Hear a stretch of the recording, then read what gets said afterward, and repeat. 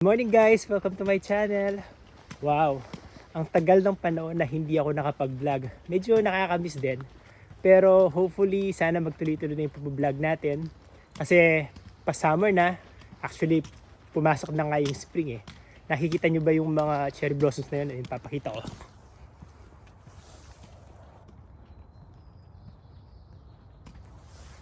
So, nagsimula na yung spring dito sa Canada. And pa-summer na. So, medyo maliwanag na sa umaga. And hopefully, tuloy-tuloy na makapag-vlog tayo. And on this topic, gusto ko pag-usapan natin yung iba't ibang mga culture shock na maaaring ma-experience ng mga kababayan nating Pilipino na nagpupunta rito sa Canada or first time na magpunta rito sa Canada. Kasi guys, may mga bagay dito na hindi tayo sanay sa Pilipinas na nakikita o ginagawa na maaaring magdulot ng culture shock sa atin pagdating natin dito sa Canada. Ano-ano sila? Halika, pag-usapan natin.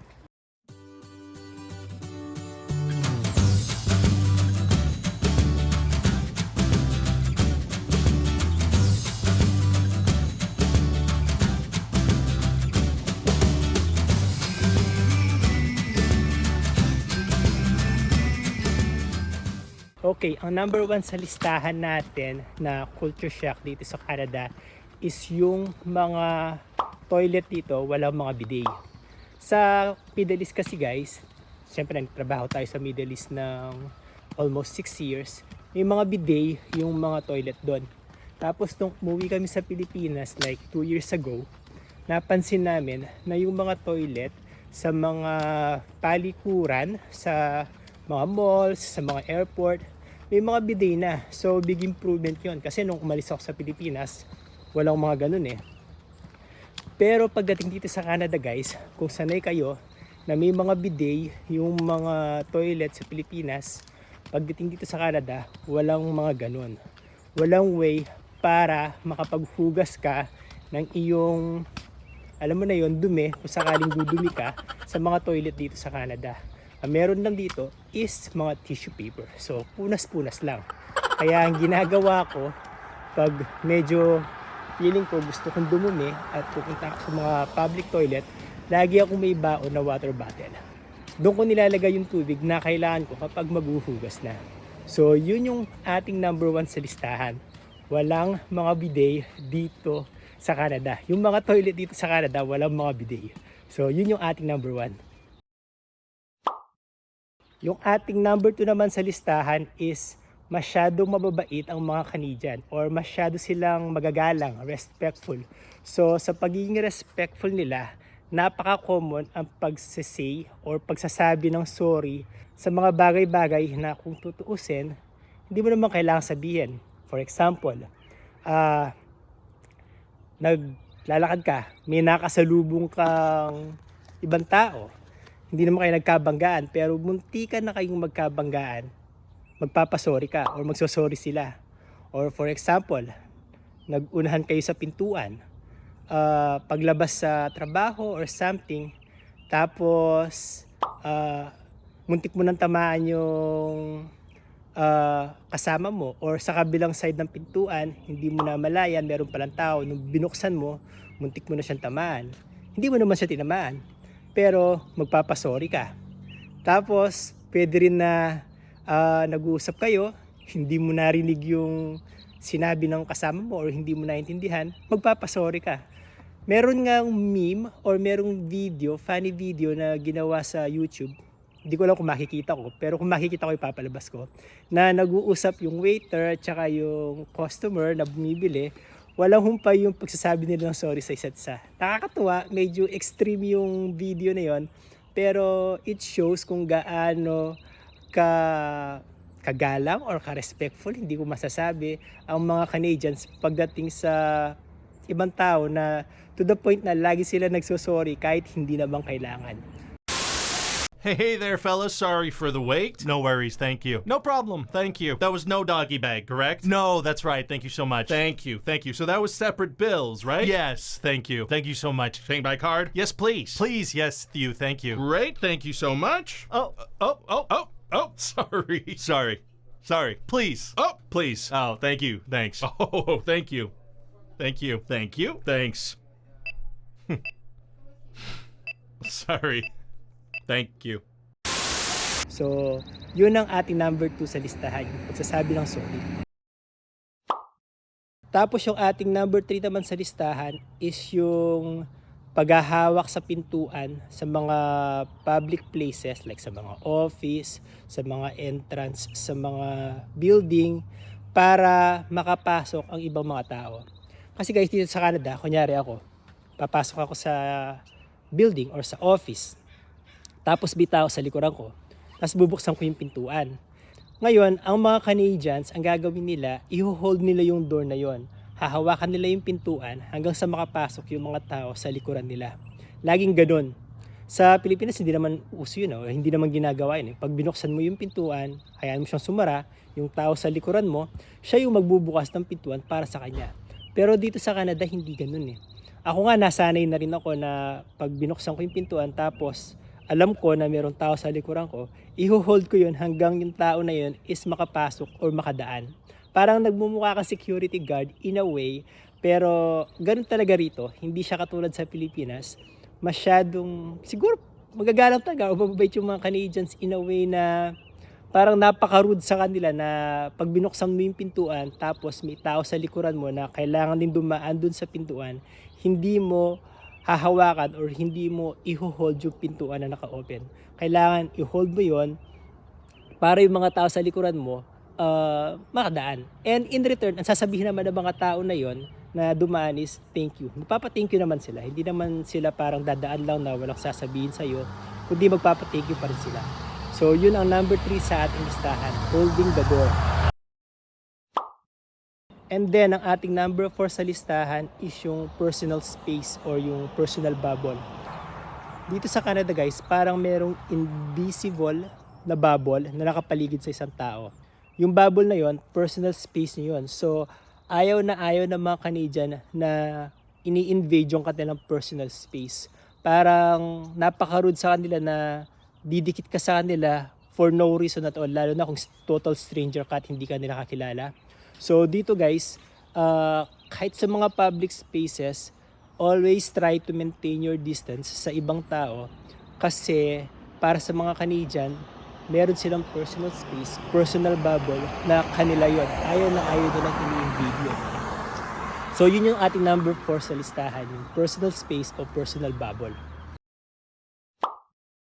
Tapos ang ating number 5 sa listahan naman guys is yung potluck setup or minsan KKB.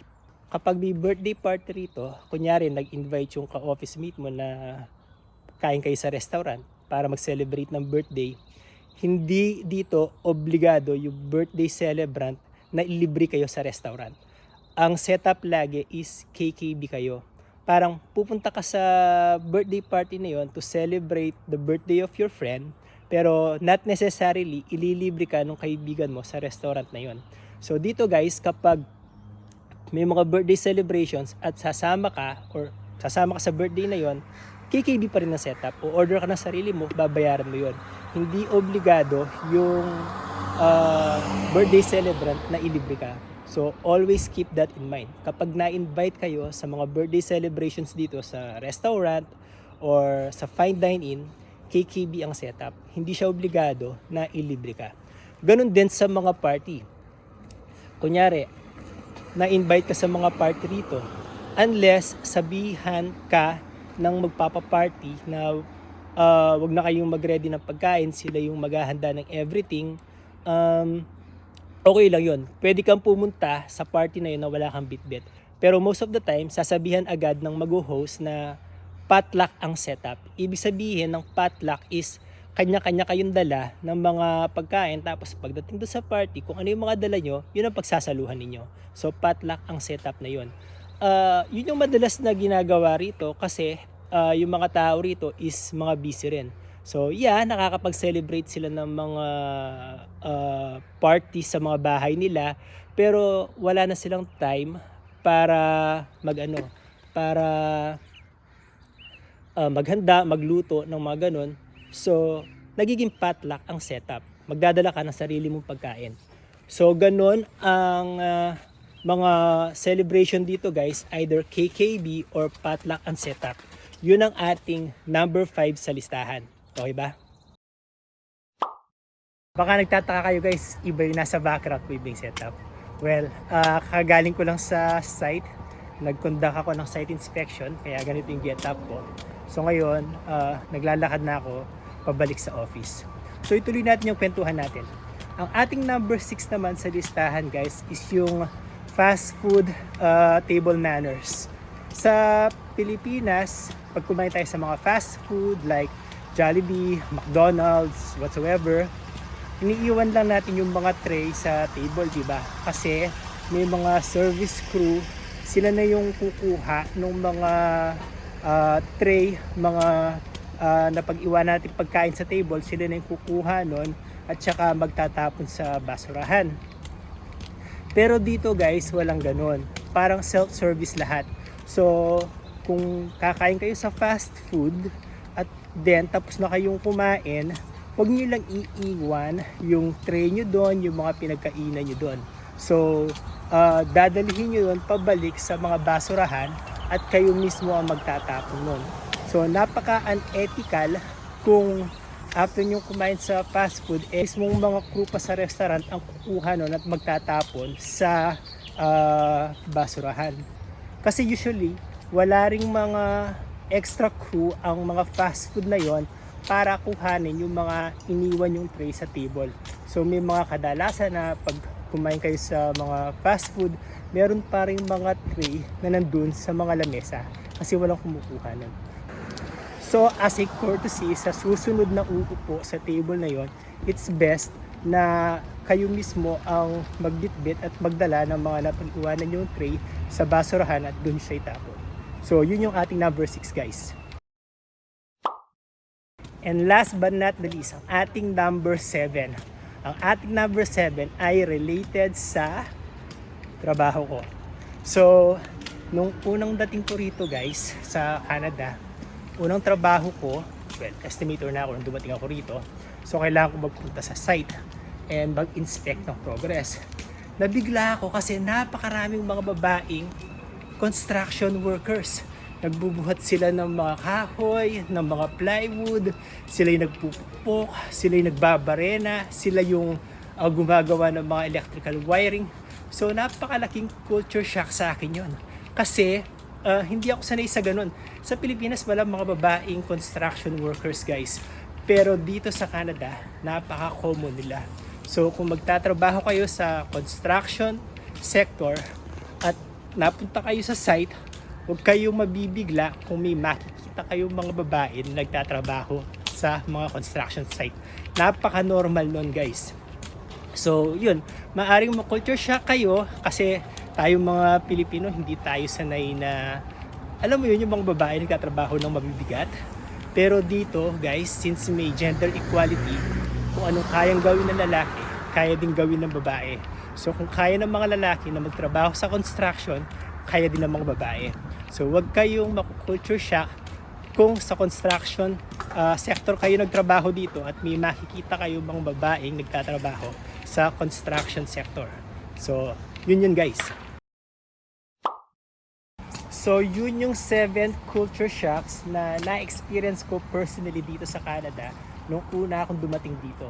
I'm sure may mga kababayan tayo dito sa Canada na meron pang ibang mga culture shock na na-experience na wala dito sa listahan ko. Kung meron man kayong pwedeng idagdag, drop your comment below guys. Pero for me, yun yung mga naranasan ko and talagang, let's say na parang nawindang ako, hindi ako sanay na ganun yung mga inabutan ko rito. Pero as time passes by, nasanay na rin ako at parang naging normal na rin sa paningin ko. So, there you go guys. Kayo, ano sa tingin nyo? Nakaka-culture shock ba yung mga nasa listahan na binigay ko?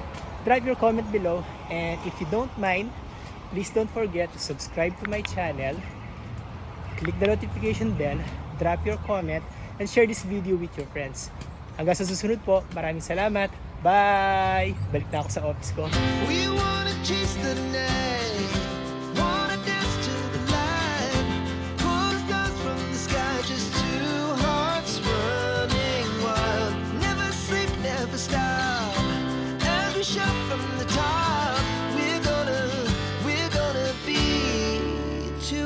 running wild.